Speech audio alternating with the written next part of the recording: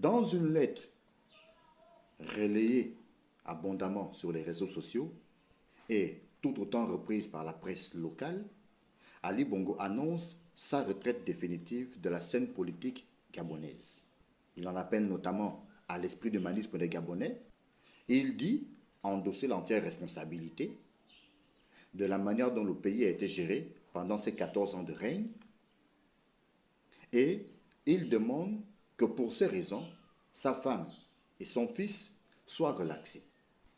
Il dit que les Gabonais n'ont pas d'esprit de vengeance, que les Gabonais sont un peuple épris d'humanisme.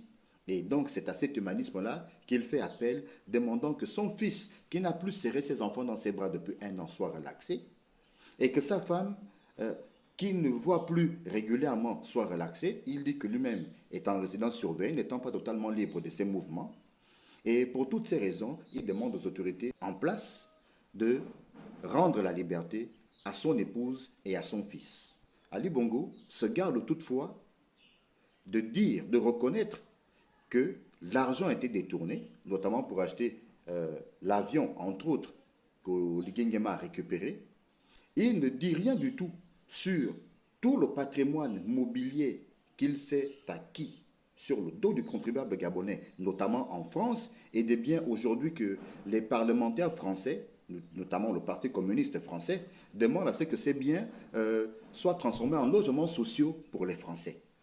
Donc un gros manque à gagner, c'est-à-dire qu'on a pris de l'argent, à peu près 100 millions d'euros pour acheter l'hôtel Pozo di Borgo à Paris, et donc un tel hôtel soit transformé en logements sociaux, mais le peuple gabonais, qu'est-ce qu'il gagne dans tout ça là? Ça, Ali Bongo n'en parle pas. Il ne dit évidemment rien sur les détournements massifs qui ont caractérisé son règne, notamment du temps où la Young Team a pris les rênes du pays, la Young Team qui était donc pilotée par son fils Noureddin Bongo Valentin.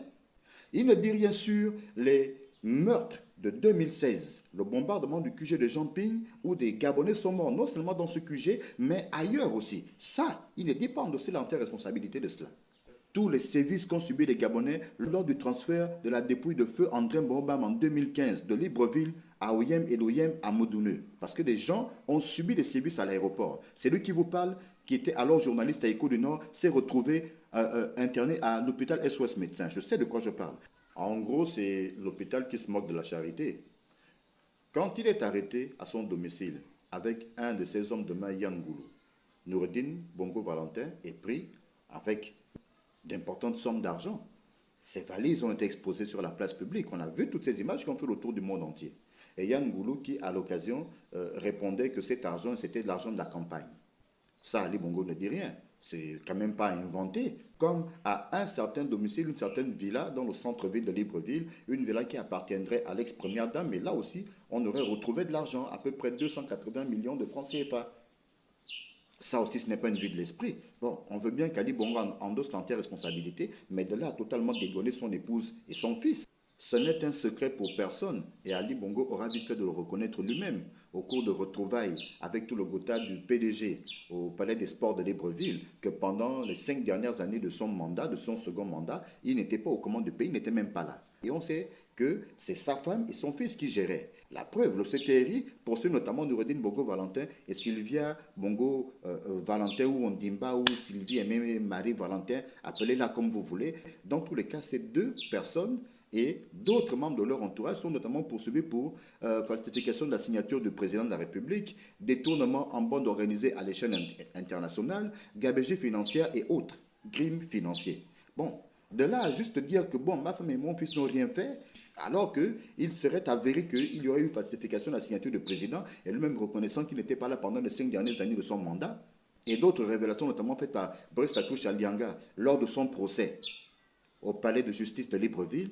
Bon, tout ceci, Ali Bongo voudrait qu'on le balaye du revers de la main pour simplement se concentrer sur lui. Mais lui, qui est en réalité loin de la prison, quoique en résidence surveillée, parce que simplement sa situation de santé ne permet pas qu'on puisse même le poursuivre, qu'on puisse le mettre au gnouf, où il mériterait lui aussi d'être pourtant. Du moins, c'est ce que pensent beaucoup de Gabonais. De là, simplement venir dire, bon, je me retire de la scène politique, je reconnais que tout n'a pas marché, que tout n'était pas bien, mais bon, dans tous les cas, libérer mon fils qui n'a plus serré ses enfants dans ses bras depuis 1 an, libérer ma femme, et puis bon, voilà, nous on va partir, et puis on vous laisse au pays, bon, de toute façon, que Dieu bénisse au Gabon. Pour beaucoup de Gabonais, Ali Bongo est coupable. Et s'il est coupable, sa femme et son fils le sont tout autant. Parlons de la dépravation des mœurs en milieu scolaire. Cette affaire de Allo Ado, pour amener nos enfants, et c'est des programmes, à insérer dans les programmes scolaires, pour amener les enfants à considérer qu'on peut toutefois, quand on est une fille, se mettre avec un garçon, comme on peut se mettre avec une fille. On peut toutefois, quand on est un garçon, se mettre avec une fille, comme on peut se mettre avec un garçon. Et de trouver que c'est normal. Des choses qui sont totalement aux antipodes de nos mœurs, de nos us et coutumes, nous, Gabonais.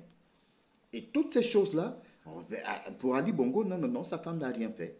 Rien que la fondation Sylvia Bongo, et là il y a des dossiers qui sont d'ailleurs connus de tous. Patricia Tanassa du temps où il comparait devant la justice, notamment poursuivi dans la spirale judiciaire, ou la spirale infernale judiciaire autour de Bla et les Bla Boys. Patricia Tanassa avait notamment laissé entendre qu'il y a des ordres qu'il recevait directement de la première dame.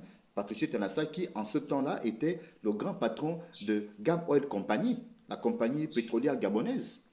Et on a juste justifié après en disant que bon voilà, la fondation Sylvia Bongo travaille pour le peuple gabonais, pour le bien-être des Gabonais, donc ne saurait être mêlé à des affaires de détournement de fonds, etc. C'était la même chose d'ailleurs pour René Alokwe, ancien directeur général de la CNAMGS, qui lui aussi avait dit qu'il recevait des ordres directement de la première dame. Bon, tout ça, Ali Bongo voudrait nous faire croire que, en fait, sa femme n'a rien fait. Dans ce cas-là, la première dame dont il est question, la première dame dont le nom est souvent cité par Bla et ses anciens Bla Boys, c'était qui alors? Si Ali Bongo veut faire un mea culpa, ce serait de dire on a mal géré le pays, on a dilapidé l'argent des Gabonais et que sa femme a tout autant participé à cette gabegie financière parce que ce que les Gabonais ne savent pas, c'est que Sylvia Bongo et Pascaline Bongo se vouent une rivalité, pour ne pas parler de haine viscérale. Et c'est cette rivalité, pour ne pas parler de haine viscérale, qui a notamment fait que quand l'une pouvait s'acheter une montre Cartier à plus de 200 000 euros, ben l'autre allait s'acheter une montre Chopard à plus de 300 000 euros. Sur le dos du contribuable gabonais. Sylvia Bongo pouvait prendre son jet privé le matin, ou même l'avion qui a été récupéré par Oligui, aller en France, déjeuner le matin et puis rentrer tranquillement à midi. Sur le dos du contribuable gabonais. Et avec une pseudo-fondation, venez faire croire aux Gabonais que bon voilà, elle aime le Gabon, elle aime les enfants, blablabla, toute une opération de com. En définitive, et d'ailleurs ce n'est pas un scoop, puisqu'Ali Bongo avait déjà annoncé qu'il se retirait de la vie politique, qu'il se retirait de la scène politique dans une interview dernièrement accordée à Jeune Afrique, il y a de cela quelques mois. Donc ce n'est pas un scoop qu'ils disent aujourd'hui qu'il se retire. Et puis, s'il ne se retire pas, que peut-il faire d'autre? Puisque de toute façon les Gabonais n'en veulent plus. Mais ce que les Gabonais attendent de lui, s'il veut vraiment démontrer qu'il peut au moins s'élever à un certain niveau d'esprit, c'est de dire simplement « je demande pardon » pour les crimes économiques. Je demande pardon pour les meurtres de 2009, 2016 et même tout ce qui était programmé en 2023 pour tuer les Gabonais. Je demande pardon pour toutes ces personnes qui n'étaient rien hier et que j'ai élevé, des gens tels que les Liban Suleiman, les Mexicains en Combécy, qui ont pris l'argent du pays et puis qui ont fui. Je demande pardon pour toutes ces choses. Et après demander pardon, maintenant, soyez un peu clément envers mon épouse et mon fils. Jugez-les, mais que leurs peines ne soient pas trop sévères, même s'ils le méritent. Si Ali Bongo pouvait parler comme ça, on l'écouterait peut-être un peu. Je dis peut-être un peu parce que de toute façon les Gabonais ne l'écoutent même pas. Voilà la vérité.